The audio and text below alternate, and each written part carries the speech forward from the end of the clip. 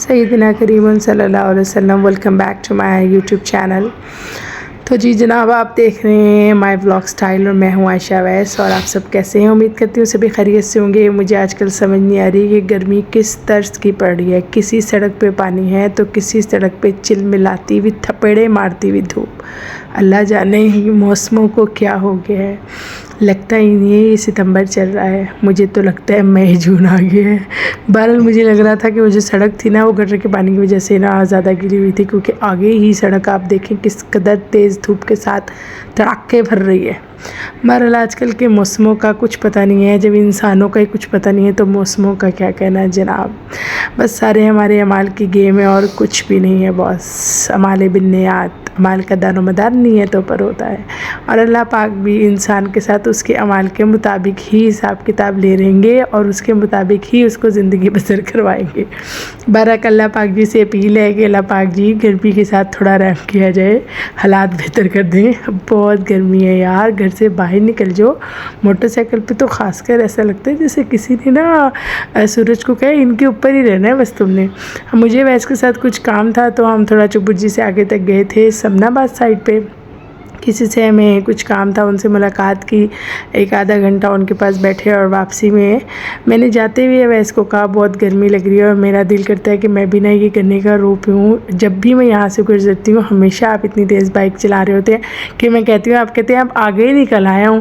اور یہ ایک مجھے عادت بہت بری لگتی ہے. جب میں کہوں نا یہ سٹے والا کھڑا ہے تو کہیں گے اچھا اب میں آگے نکل آیا ہوں، آگے دیکھ لیں گے. اور ایسا ہوتا ہے کہ آگے کوئی سٹے والا نظر ہی نہیں آتا. آپ لوگوں کے ساتھ بھی کبھی ایسا ہوتا ہے؟ مجھے انتہائی چڑ چڑتی ہے. اور ابھی بھی میں نے ان کو کہا کہ میں نے کہا یار یہ گنے والا نا، میں ہمیشہ کہتی ہوں کہ نا میں یہ رو پیوں گی. اور انہوں نے اور سپیڈ کر دی تیز موٹر سائیکل. مجھے بڑا غصہ آیا. بہرحال ہم جہاں گئے وہاں جا کے ہم ان سے ملاقات وغیرہ کی. واپسی میں نا انہوں نے جب یہاں سے ٹرن لیا نا تو میں نے کہا یہ آپ آف پہ ٹرن کیوں لے رہے ہیں؟ ہم نے تو سیدھا چبرجی کی طرف سے جانا ہے. تو کہہ رہے چپ کر کے بیٹھ جاؤ، نہیں پلا کے لے کے جاؤں گا نا تو پوری سردی بولتی رہو گی کہ گرمیوں میں کہا تھا رو پلا دے، پلایا نہیں ہے. تو میں پلا دوں کہ یہ نہ ہو تمہاری آخری اچھا ہی نہ بن جائے. تو جی جناب، کچھ باتیں ہوتی ہیں جو انسان کی واقعی آخری خواہشی نہ بن کے رہ جائیں، تو اس لیے وقت پر جو کام ہو جائے وہی اچھا ہے. تو جی ویس نے حکمت عملی کے ساتھ جو آف کٹ لیا جو کہ غلط ہے، لیکن لوریوں کو جچتا ہے جی سب کچھ. اور یہاں ہم گئے، اتنا زیادہ یہاں رش ہوتا ہے. اچھا یہ نا 12 مہینے رو بیچتے ہیں. میں نے نا سردیوں میں بھی نوٹس کیا یہ شاپ کھلی ہوئی ہوتی ہے. یہ شاپ کا نام ہے بسم اللہ رو شاپ. اور ان کے جو گنے کا رس ہے نا، وہ میرے حساب سے ہمارے اسلام پورے کے گنے کے رس سے نا مزے کا نہیں تھا، لیکن انتہا سے زیادہ یہاں پر رش ہوتا ہے. اچھا رو تھا، مزہ آیا ہمیں پینے کا، لیکن میرا رو جلدی ختم ہو گیا، شاید اس لیے مجھے وہ لگا. اور لیکن ان کا رو بالکل ہیوی نہیں ہوتا، بہت لائٹ ویٹ، کیونکہ انہوں نے نا پتیلے میں برف کے بلاکس رکھے ہوئے تھے جس میں رو نکل کے آ رہا تھا. اور وہاں سے انکل ڈال کے دے رہے تھے، ساتھ لیمو نچوڑ رہے تھے اور پودینہ بھی ساتھ ساتھ ہی وہ کر رہے تھے. اچھا میں نے ویڈیو بنائی تو وہ کہتے ہیں باجی دیکھ لیں سارا کچھ صاف ہی. وہ پتہ نہیں مجھے کیا سمجھے تھے. ویس کہتے یہ تو اپنا کیمرہ میننگ بند کرو اور ادھر آگے نا رو پیو.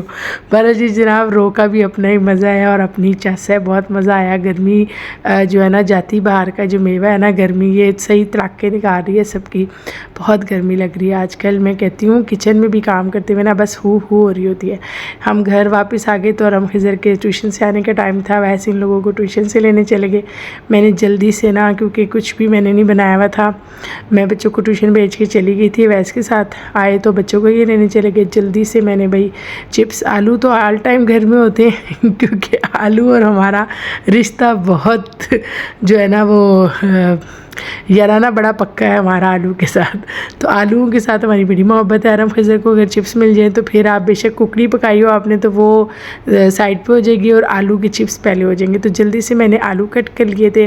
ساتھ ہی میں نے چونکہ ابھی آپ کو پتہ ہے بنا کے رکھے ہیں بچوں کے لیے کباب، تو بڑا آسانی ہو جاتی ہے اگر آپ نے کباب بنا کے رکھے ہوئے ہونا ڈیپ فریزر میں، تو اس سے اتنی آسانی ہو جاتی ہے کہ کسی ٹائم اگر آپ کہیں گھر سے باہر ہیں یا آپ شاپنگ میں گئے ہوئے یا کوئی اور مسئلہ ہو گیا ہے، طبیعت ٹھیک نہیں ہے، تو جلدی سے جھٹ سے بچوں کو کباب بنا کر تل کے ساتھ سلائس کے دے دیے. یا پھر کبھی برگر بن جو آج کل بازار سے بھی مل جاتے ہیں، یا وہ بنا کے رکھے ہوں میں تو وہ بھی بنا کے رکھتی ہوں. برگر بنز بھی اس میں لگا کے دے دیتی ہوں تو شوق سے کھا لیتے ہیں. اچھا ارحم کے تھوڑے سے ہوتے ہیں نخرے کہ ماما میں نے یہ نہیں کھانا، میں نے وہ نہیں کھانا، مجھے آپ بس چپس بنا دیں. مجھے ہوتا ہے کہ ارحم اتنے چپس مت کھایا کرو بیٹا, کچھ کھا لیا کرو. خضر الحمدللہ اتنا تنگ نہیں کرتا, لیکن ارحم کھانے پینے میں مجھے بہت تنگ کرتا ہے. مجھے سمجھ نہیں آ رہی میں ارحم کی ہیبٹس, جو کھانے کی ہیبٹس ہیں وہ کیسے چینج کروں. اگر کسی کو کوئی ٹپ یا ٹرک پتہ ہے تو مجھے ضرور بتائے. میں ارحم سے نا بہت پریشان ہوں. اچھا جب مجھے جلدی ہوتی ہے نا تو پھر میں بس پٹھی سدھی ہو کے بھی کام کر لیتی ہوں. یہ میں نے اتنے دور سے اٹھا کے دو کے ڈال رہی تھی چپس کے, اتنے زور سے یہ شراٹے بھر رہا تھا نا آئل کہ مجھے خود سے بھی ڈر لگنے لگ گیا. اب ایسے کہتے ہیں سلیقے سے کام کر لو. میں کہ ضروری نہیں ہوتا کہ 2400 پہر بندہ سلیقے سے کام کرے, کبھی کبھار بندے کو بنداس ہو کے بھی کام کرنا چاہیے. اور مجھے جلدی اس بات کی تھی کہ مغرب ہونے والی ہوتی جب ارحم فیضر نے آنا ہوتا ہے, تو بس مجھے یہ تھا کہ جب میں نماز پڑھوں گی تو انہوں نے نا شور مچاتے رہنا کہ مما بھوک لگ رہی ہے, مما بھوک لگ رہی ہے, کچھ دے دیں. تو جی دین بھی راضی کرنا ہے تو دنیا بھی, اور بچے جہاں راضی ہیں وہیں پر ماں باپ راضی اور اللہ بھی راضی.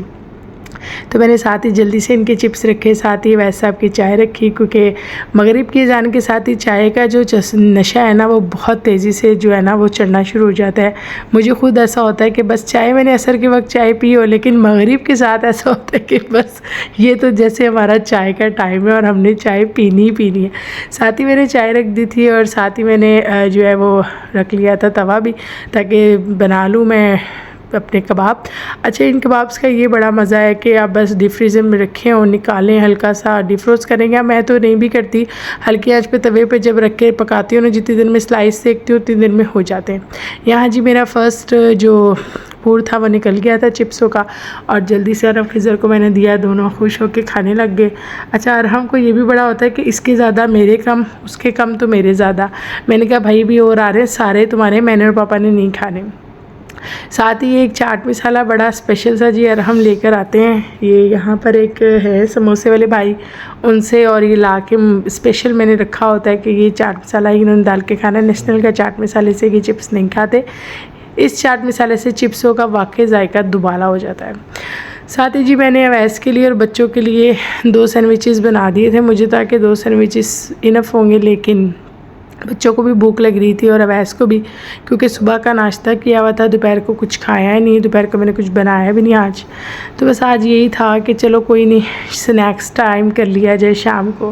کبھی کبھی ایسا بھی کوئی دن ہوتا ہے جب آپ کچھ نہیں پکاتے, آپ کا کچھ پکانے کو دل نہیں ہو رہا ہوتا, لیکن اس دن آپ کو یہ ہوتا ہے کہ یار اب کیا کریں. اچھا میرے ساتھ اگر کبھی ایسا ہونا تو مجھے بلکہ غصہ آنے لگ جاتا ہے کہ جتنی دیر میں انسان ایک کھانا پکاتا ہے نا ہانڈی, اس سے زیادہ ٹائم نے کہ سنیکس نوکس میں لگ جاتا ہے. تو مجھے ہوتا ہے کہ بھائی تم مجھے نا پراپر ڈش بتا دیا کرو کہ ماما یہ بنا دیں, یا ویسے کو کہتے ہیں مجھے آپ بتا دیا کر بھائی یہ کھانے میں پکا دو, پراپر ڈش میں پکا لوں گی. یہ مجھ سے یہ سنیکوں والے کام مت کرایا کریں. یہ مجھے ایسا لگتا ہے جیسے بندہ نا کچھ کیا بھی نہیں ہے اور وہ تھک بھی گیا.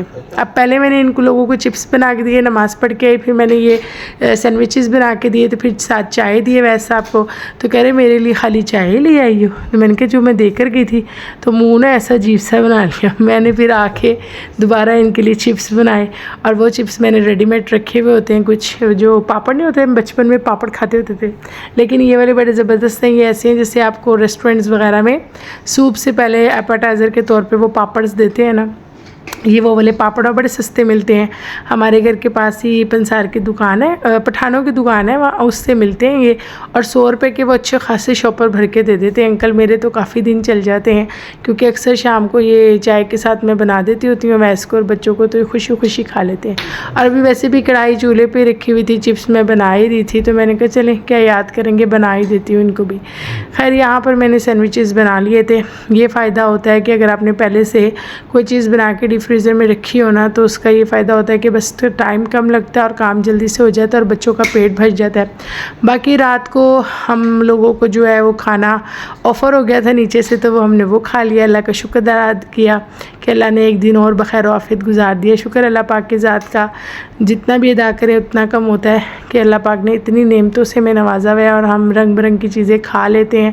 وہ لوگ ہیں جو بھوک پیاس سے تڑپ رہے ہیں اور بس اللہ جانتا ہے کہ دلوں میں تو بہت درد ہے ایسے لوگوں کے لیے، لیکن وہاں پہنچ کر ان کی مدد کیسے کریں گے، کوئی راہ نظر نہیں آتی۔ بس اللہ پاک سے دعا ہے کہ اللہ پاک سب کو اپنے حفظ و امان میں رکھے، زندگی سلامتیوں کے ساتھ رکھے، اور کسی کو، ماں کو اپنے بچوں کو بھوک اور پیاس کے لیے بلکتا ہوا دیکھنا نہ پڑے۔ اللہ پاک ایسا وقت کسی ماں پہ نہ لائے کہ وہ اپنی اولاد کو دیکھے، لیکن ہمارے اسرائیل اور غزہ میں ایسا بہت عام ہو رہا ہے۔ اس کے لیے دل سے دعا ہے اور درد بھی ہے۔ اللہ پاک ان معصوم بچوں کی فریادیں سن لے اور ان کو صحت سلامتی والی زندگیاں عطا کرے۔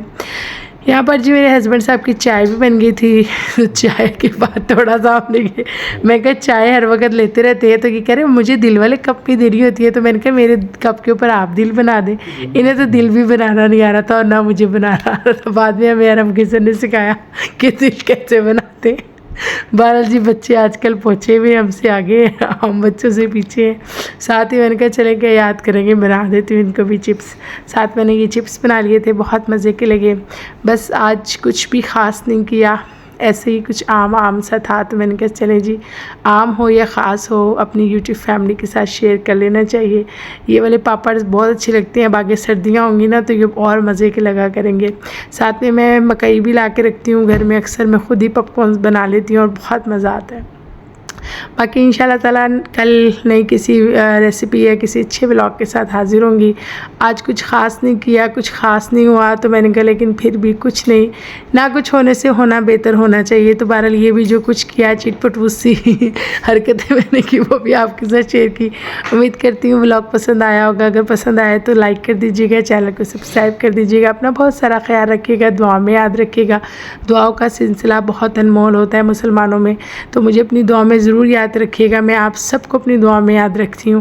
اللہ پاک ہم سب کا حامی و ناصر، اور ہم سب کو اللہ پاک عقل سلیم پر اللہ نے پیدا کیا ہے، تو ہم سب کو اللہ پاک جو ہے نا عزت کی، پردے کی اور کلمے کی موت نصیب فرمائے، اور ہمیں دم آخر سے پہلے حبیب آقا صلی اللہ علیہ وسلم کا جو ہے وہ روزہ مبارک دیکھنے کی بھی توفیق عطا فرمائے۔ بہت سے لوگ مدینے سے آ رہے ہیں، ابھی میری آنٹی جو مدینے گئی ہوئی تھی وہ مدینے سے آ گئی ہیں ماشاءاللہ۔ میں نے بھی ان سے ملاقات کرنی ہے، ابھی ان کو تھوڑا سا فیور ہے، تو میں نے کہا 1-2 دن ان کی تھکن اتر جائے پھر ملاقات کے لیے جاؤں گی۔